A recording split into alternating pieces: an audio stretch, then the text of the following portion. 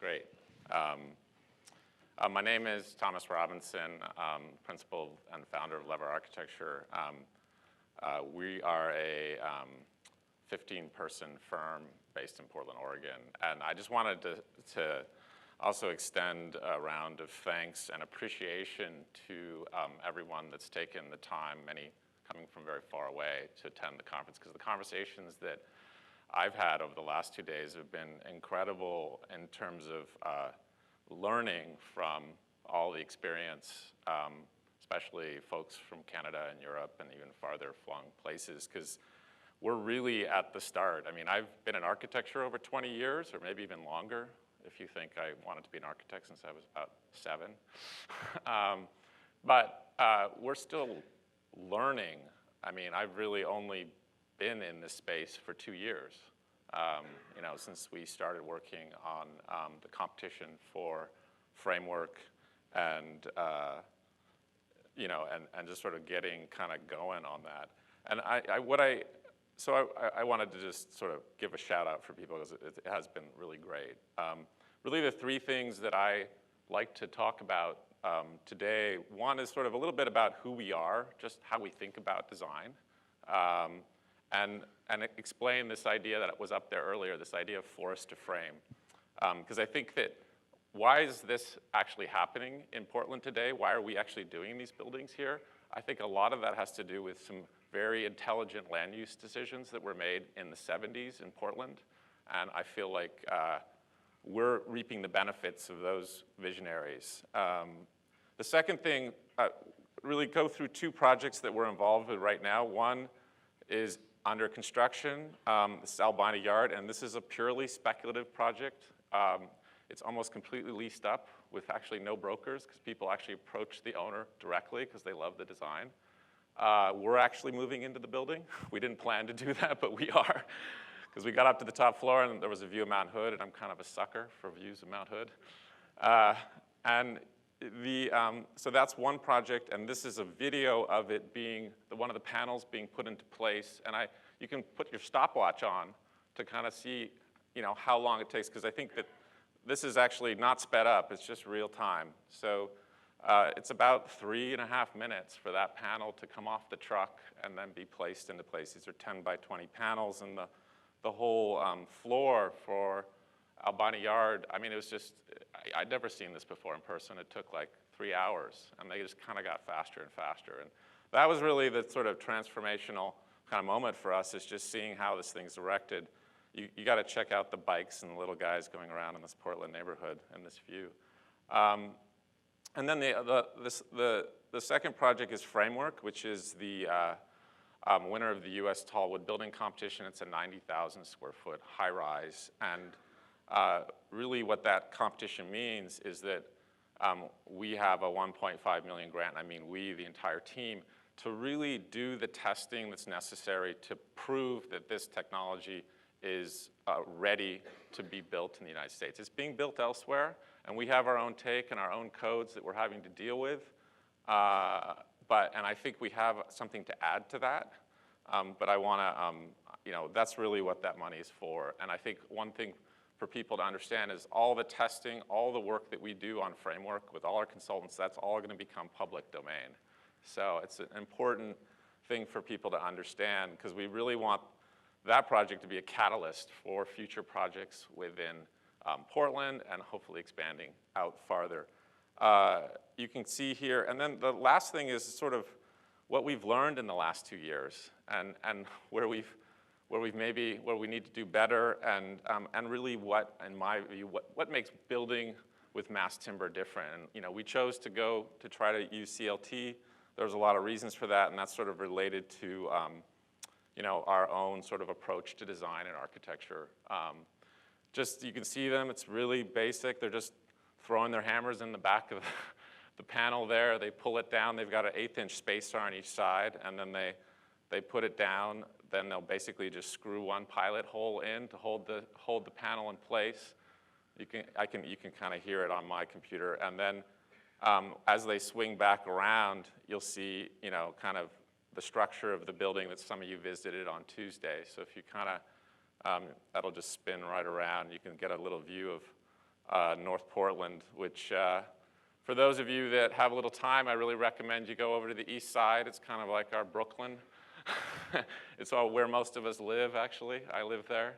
Pretty much my whole office lives there. But you can kind of see there the building, the courtyard to the side, the crane, and then to the right there is D.R. Johnson's truck, which drove 3 hours from Riddle to the site, pulled up, and we just got the crane and started pulling those panels off. And I think that's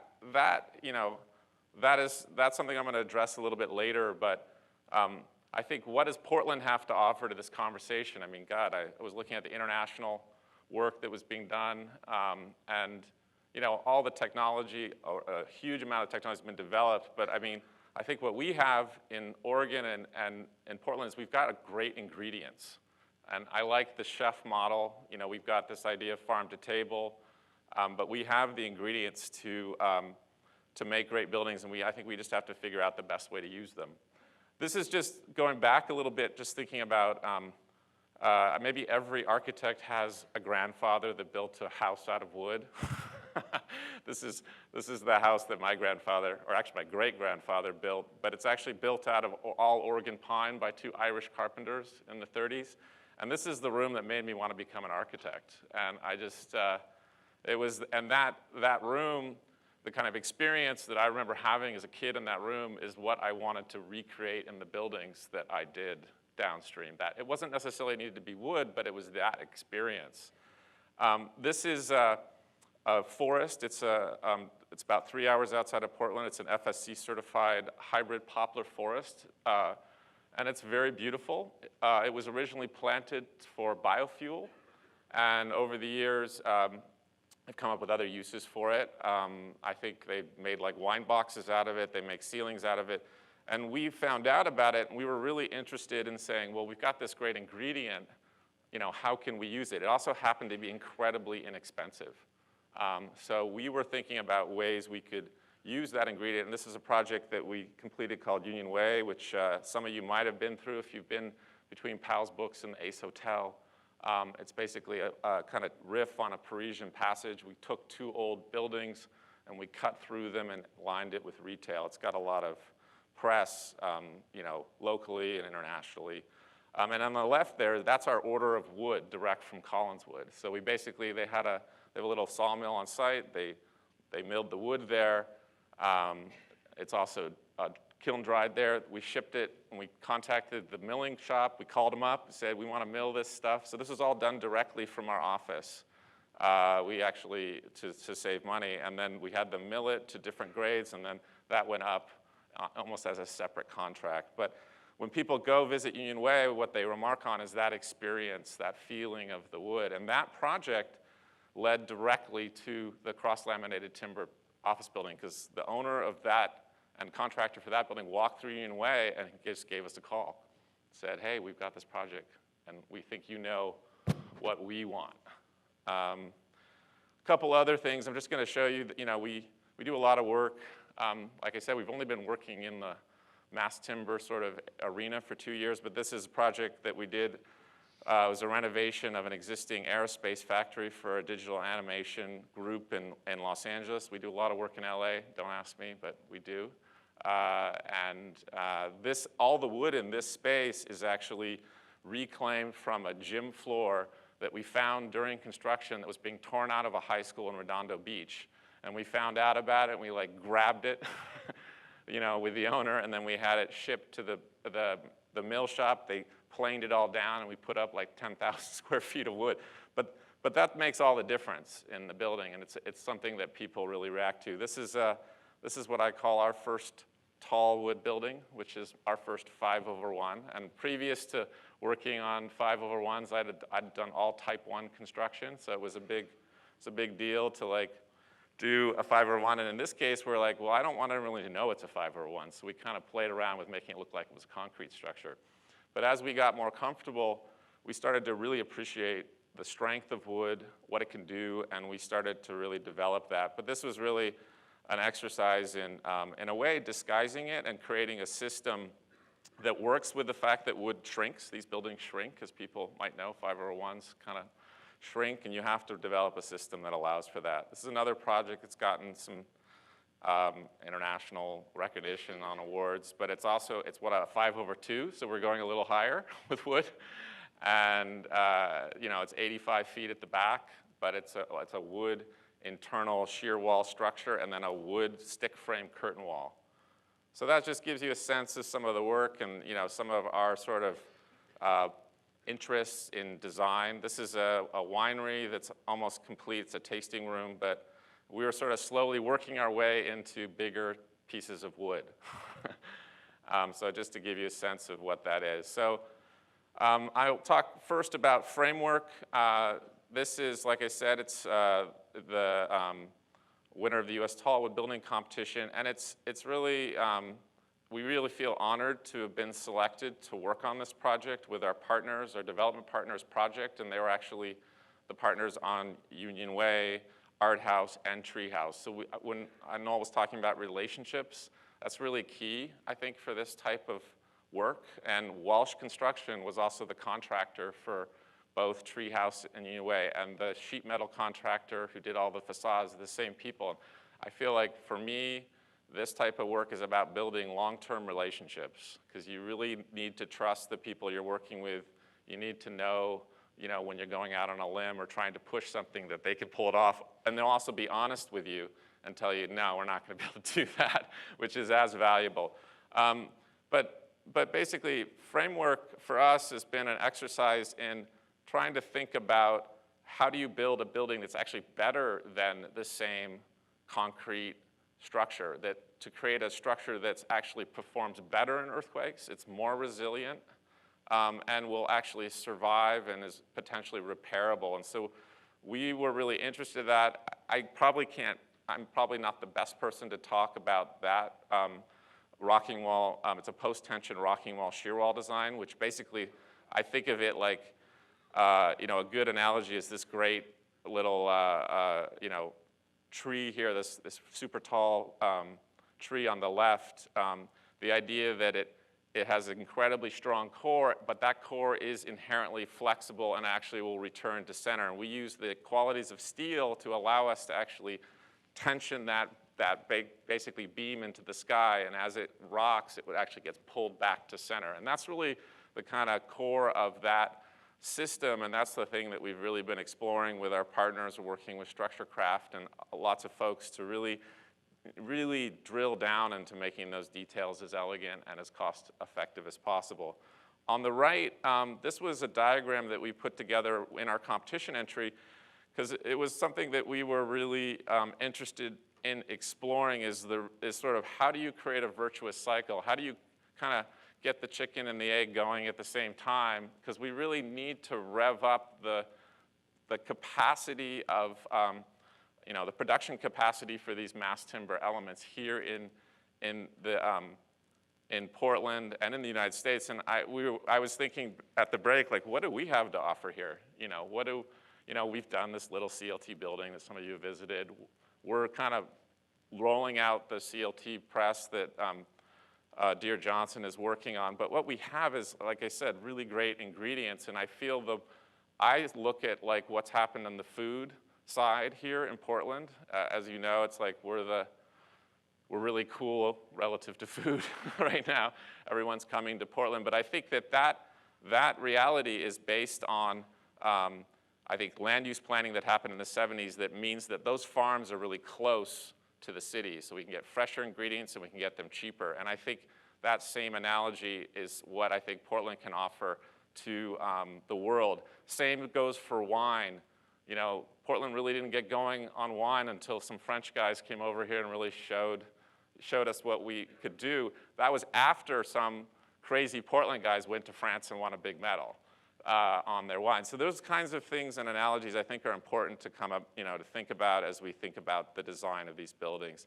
This gives you a little bit of a better sense of how the rocky wall shear wall works. On the left there is the wall. That's actually there. It's not tied in directly to the gravity systems. There's actually a series of ductile fuses that actually allow the wall to rock, and those can be replaced after a seismic event. So those are you know, you could spend probably an hour just talking about that particular element of the project, and it's probably the thing that we're most excited about, and I think would be pretty revolutionary relative to, say, insuring wood buildings and really kind of dealing with the fact that we are in a high seismic zone. We are going to get hit with a really big earthquake, and that's pretty much up and down the West Coast.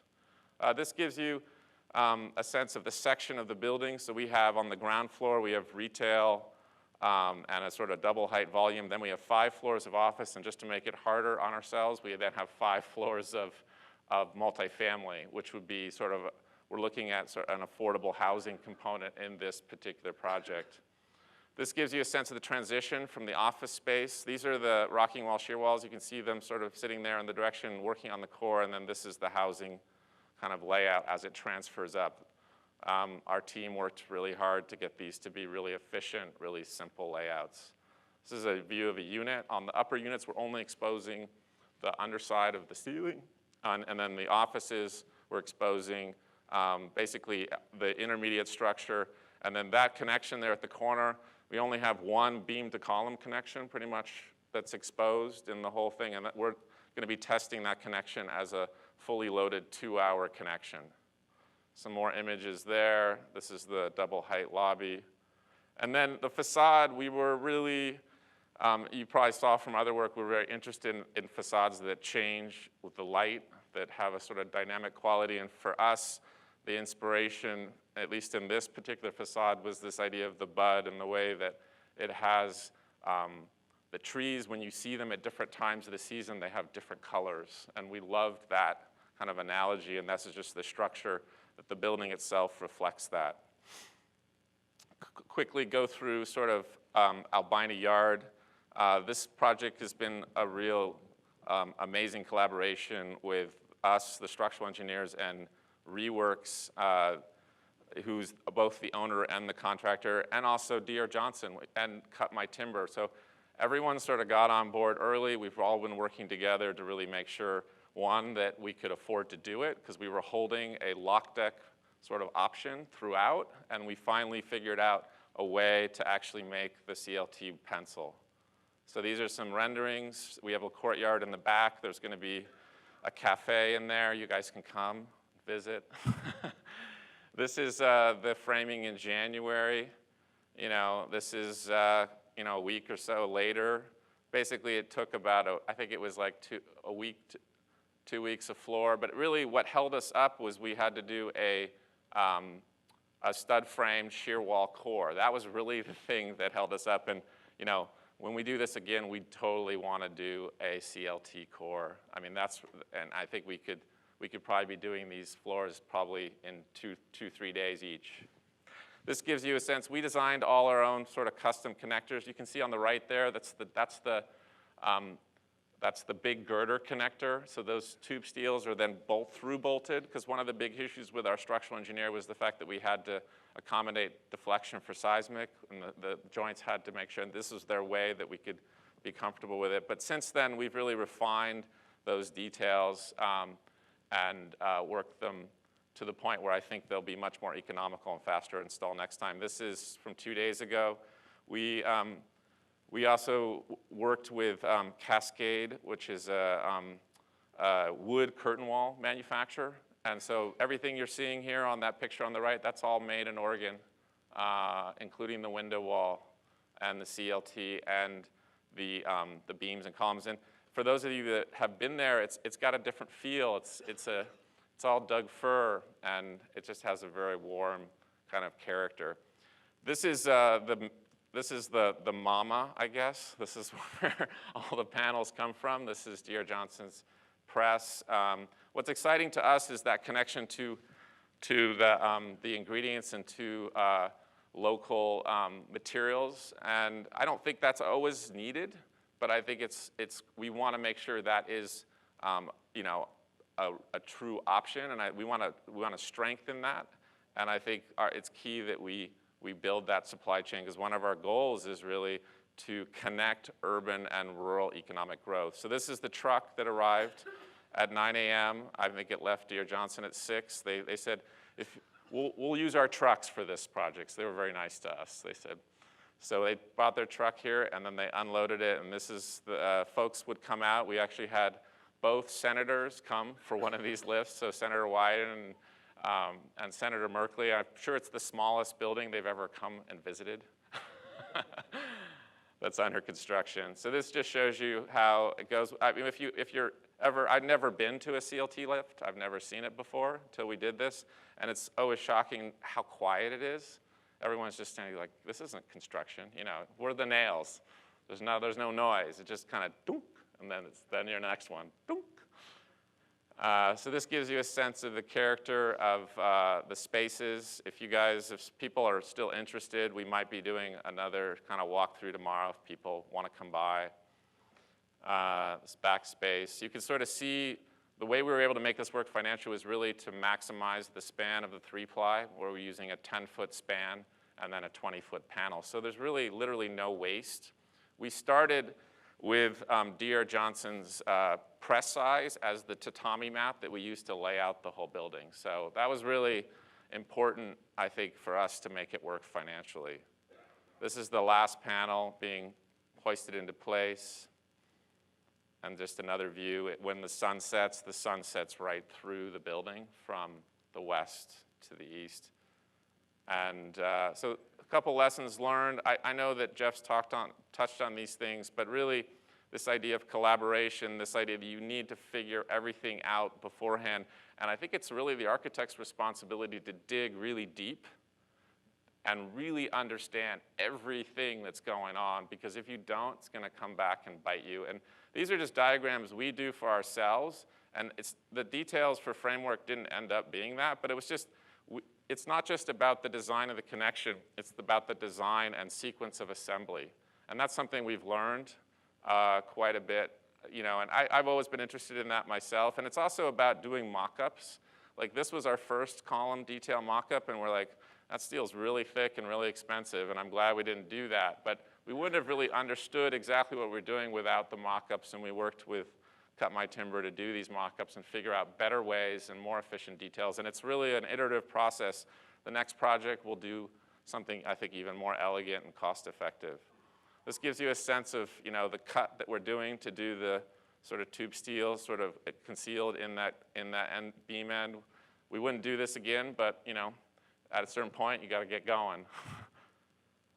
This gives you a sense of the details. The whole building, once you get up the first floor, it's all done to the 1/8 of an inch, which is kind of shocking to me.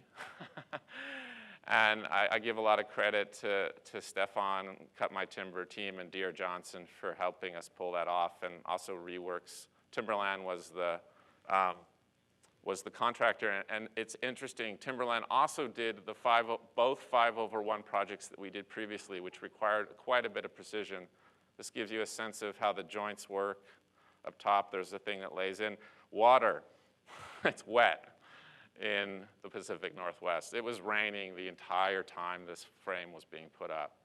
And figuring out how to manage water, and we definitely leaned on some people to help us. Here in Portland, these guys actually put these columns in place by hand. It's like Iwo Jima. There's like 4 of them. They just come and like drop it down. You know, it was pretty exciting to see them do it. And then I just wanted to end with this quote, because this is a quote that for me is important to our way of thinking about design. And it wasn't something that, it was something that I've always thought about, is like, that always consider your goal, you know, as you're thinking about design in the beginning. And I always love this one: think well to the end, consider the end first. Because, you know, and I think that applies especially to as you think about mass timber. So thank you guys.